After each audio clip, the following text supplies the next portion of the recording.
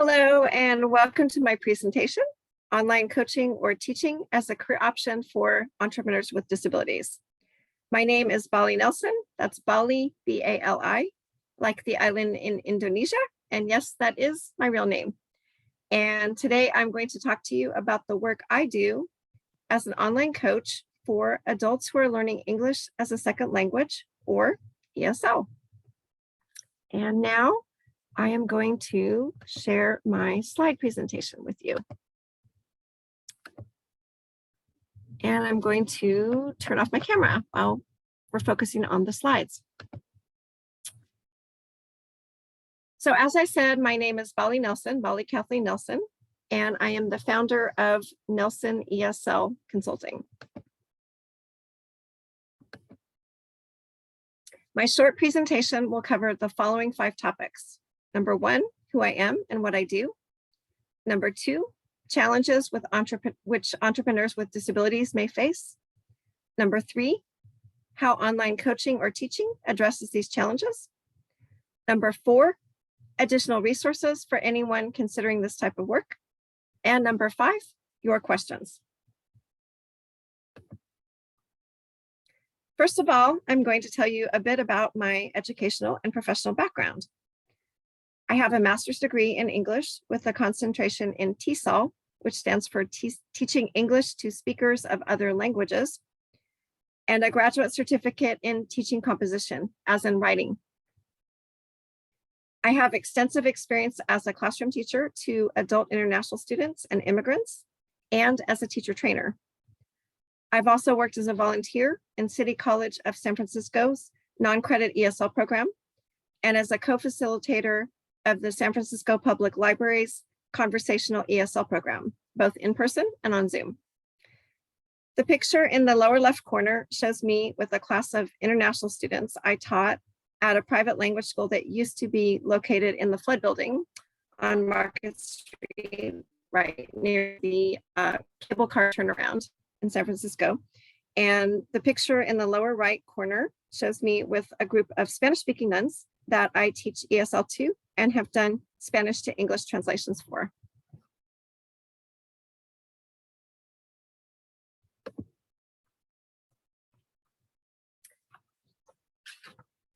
Since this is a presentation for potential entrepreneurs with disabilities, I want to make it clear that I myself have multiple congenital and acquired impairments and disabilities or chronic health conditions, which are generally not immediately obvious to the casual observer.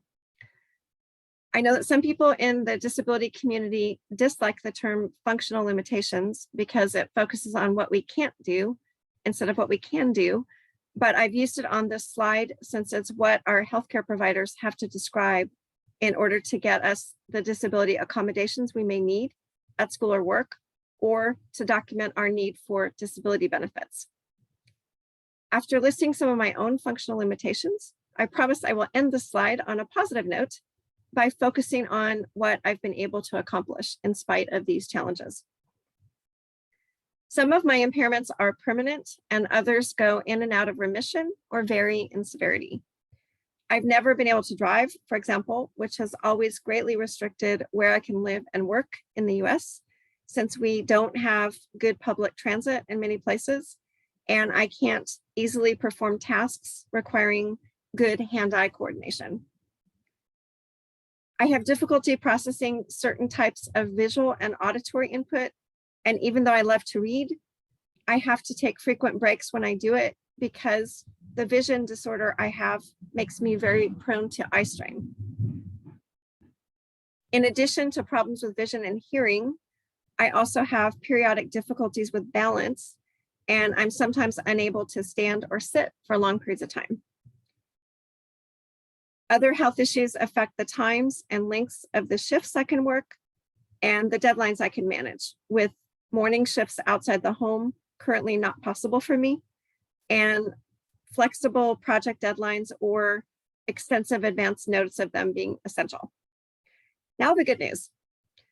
Despite impairments due to my disabilities or chronic health problems and the severe hardship I experienced as a completely self-supporting student who'd lost my parents and grandparents before I'd ever even finished my studies, I was able to earn bachelor's and master's degrees and work as a classroom ESL teacher and teacher trainer for many years. I was an honors student at UC San Diego. I excelled in UC's Education Abroad program in France, and I graduated Phi Beta Kappa from UC Santa Cruz before going on to do graduate work in TESOL. And again, that stands for Teaching English to Speakers of Other Languages. So I'm living proof that even students with very significant health and socioeconomic challenges can overcome them if we receive the kind of excellent support that I did from my professors and from what was then called Disabled Student Services at San Francisco State University, which is where I completed my master's degree. Given my current health conditions and scheduling needs, however, it would be difficult, bordering on impossible, for me to do any kind of regular job at this time. And that's where online coaching comes in. In 2020, after the pandemic hit and it had become clear that changes in my health meant that I was not going to be able to go back to my former career as a classroom ESL teacher and teacher trainer, I founded Nelson ESL Consulting. Since then, I've been working online as an English language coach with both domestic and international adult students. I also provide limited English editing services and Spanish to English or French to English translations as part of my coaching work. All of my sessions are currently one-on-one, mostly with very advanced level students who need individualized feedback to continue improving their English. In a typical session, a client might share an English language PowerPoint presentation and practice it with me before doing it in front of a live audience. Although some clients bring their own course content, others prefer to work from commercially available ESL textbooks or from materials I developed during my years as a classroom instructor. At this point, I'd like to focus specifically on challenges which some entrepreneurs with disabilities may face before going on to highlight how the type of online coaching work I'm doing addresses those challenges. One major challenge some people with disabilities face is limited financial resources because our disabilities have restricted our work hours or even prevented some of us from working at all. Another challenge comes from our need to maintain access to healthcare, which is a major issue in the US, as we do not have universal access to affordable care as most other developed countries do. People with disabilities may depend on programs such as SSDI, Social Security Disability Insurance, Medi-Cal, or Affordable Care Act subsidies, which have exact dollar ceilings on how much we can earn and still qualify for benefits. If we make more than that amount, we lose access to that potentially life-saving program. I myself participate in Healthy San Francisco, which is a healthcare access program for uninsured people who cannot afford the out-of-pocket costs, even with subsidies, associated with Affordable Care Act or covered California policies. The Healthy San Francisco program has both an income ceiling and an income floor, below which participants have to move on to Medi-Cal. In addition to the financial concerns associated with the need to maintain access to necessary medical care, some of us in the disability community also have mobility issues, which make getting to jobs difficult. Others have unpredictable symptoms or complex scheduling needs, which may make conforming to a typical workplace's fixed, predetermined schedule difficult or impossible. One huge advantage for aspiring entrepreneurs with disabilities who have few resources is that starting an online coaching or teaching business has very low startup costs, particularly if you're coaching in a field you used to work in or already have expertise in. You basically only need 5 things: a computer, an internet connection, Zoom, or a similar video conferencing program, PayPal, or a similar online payment system, and teaching materials. Though you may not even need those if you're working with the kinds of very high-level professional clients I have, who essentially generate their own course material or their own course content. For those of us with mobility or transportation issues or idiosyncratic scheduling needs, this work is perfect. You alone, in consultation with your clients, determine when you work and how much you earn.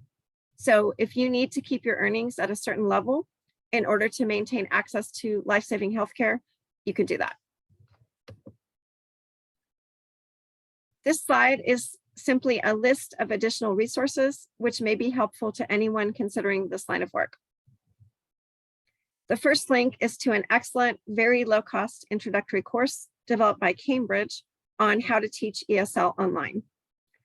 I took it in late 2019, right before the pandemic hit, and boy, was I ever glad I did, since I had to hit the ground running. That course contains information about all kinds of useful resources, but I've listed 6 additional websites you may also want to take a look at. Number 1, American English at State. Number 2, the British Council. Number 3, the complete online ESL curriculum developed by Off to Class. Number 4, an ESL MOOC, or a massive open online course developed by Braze Language School, which is based in Spain. Number 5, a free online course called Putting English to Work with videos and PDF exercises developed by the LA Unified School District Adult Education Program. And number 6, remote tutoring resources developed by Literacy Minnesota, which also has some excellent free online teacher training courses you can enroll in. Finally, there's a link to James Liu's marketing course for ESL teachers. Finding clients or students is the biggest challenge for many teacherpreneurs, as he calls us. And he has developed a marketing course specifically for ESL teachers, focusing on precisely that issue. Liu has a free ebook and many free video resources available through a Facebook group he manages. You can find all the links on his webpage. Although I personally have not taken his marketing course, as I already have as many clients as I can currently handle, a former colleague of mine took it and found it helpful. I read Liu's free ebook, and I think it's useful as a general plan for teachers looking to start, develop, and expand their own online businesses. This is the end of my very brief overview of why online coaching has been a good fit for me and may also be for other aspiring entrepreneurs with disabilities.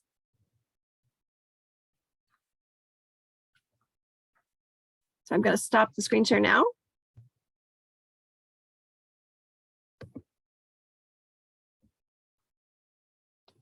So you are more than welcome to connect with me on LinkedIn. I'm there under Bali Kathleen Nelson, or email me at nelsoneslconsulting@gmail.com. And I wish you the best of luck in your entrepreneurial endeavors. Thank you again for watching my presentation.